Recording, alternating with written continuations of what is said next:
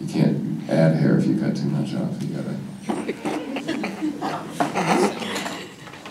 I use cross hatching. I just put lines on and build it up there because I don't like blending. Even my personal art, I hate oil pastels and stuff. I just like line work.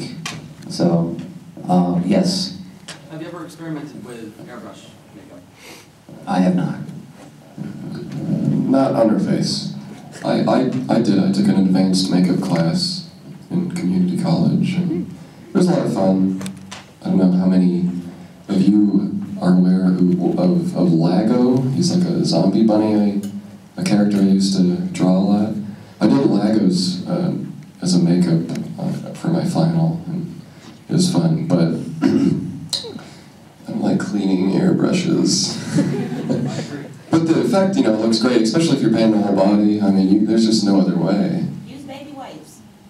No, we're cleaning. It takes time. You should see my makeup case. It's like I've never washed the thing. It's encrusted with all these colors. I'm bad. But yeah, and also the airbrush stuff. Some of obviously with the clogging of all the tools and stuff.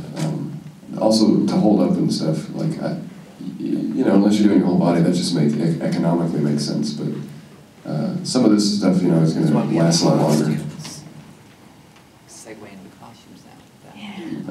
Ooh. That's only part of it. You had a question right here. Oh, yeah. What about backgrounds? Because I know your characters have war history. What about creating your own background? Well, that's obviously one of the initial easy parts that you can just start doing by yourself, right? Obviously. Yeah, we didn't really know if this was like, is this just supposed to be about makeup, or can we talk about? It's all the technical stuff is kind of boring, I think, but I mean. Can you show us how to do the mime? And then it'll give you a program to look at. You got tables, so we can all do it. What does the program say? Does anyone know? Be a robot. That's all it says? Okay. Yeah, that's everything. Definitely the background, have fun with it. I mean, it depends on what you want to do. Like, there's different styles of robots. Obviously mine is more Victorian, so... Well, Steam Powered Giraffe has more of a surreal goofiness to it, and, it's, if you want to be a, Terminator type who's, kind of has a violent background and a scariness to it, and there's all, that's that, but I guess that's probably not going to do so well, like, you're a park, you come as this, like, destroy all humans, and that probably won't get any tips in your hat for that. Maybe you want to be like, the easiest robot makeup is Ian Holm. You just, drink a lot of milk and don't swallow and just kind of spit it out everywhere. Or whatever writer, if you want to. You don't have to hate it. If you haven't seen Alien, watch it.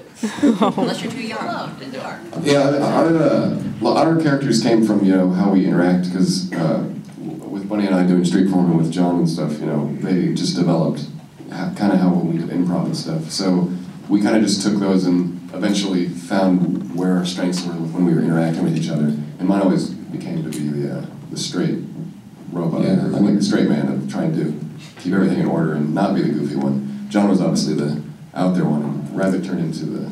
Well, definitely work with your strengths, just like your physical form, when we were on the improv thing, you've got to get good at whatever you have a skill at. So with me, it was just pulling ridiculous situations, just really good at making up these complex improv tangents that would buy time. So that kind of became Rabbit. He would just go off on these weird things that don't exist. And, John was really good at, sort of being this goofy kid character. So, we just kind of played it up, where, your strengths were definitely like holding it together and like, okay guys, let's get back to it.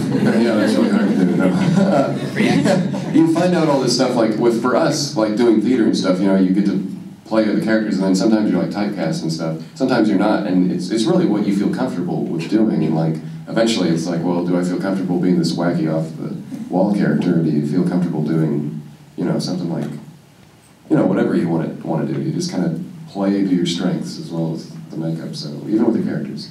Backstories they never really come up for us in our act, which is, it's really like an afterthought, just because our act is supposed to be entertaining first, and then all that is like the added bonus. Because to work in the entire backstory every time we perform, even at Bobo, is just, Like, who's going to stand around and listen to that? Well, hopefully you kind of see us, that we're working it further into the act. I mean, what you saw, some of you might not have seen it, but the concert, you know, we added the startup sequences, and there's this robotic female voice that kind of talks about Walter Robotics. You'll see Brianna around. She's dressed as, we haven't even done a big reveal about this because we haven't had a photo shoot, but she's a Walter girl, and she has a little name tag with the Walter Robotics logo. And when we revealed Hatchworth, we did a whole thing with that. And we're going to bring that back.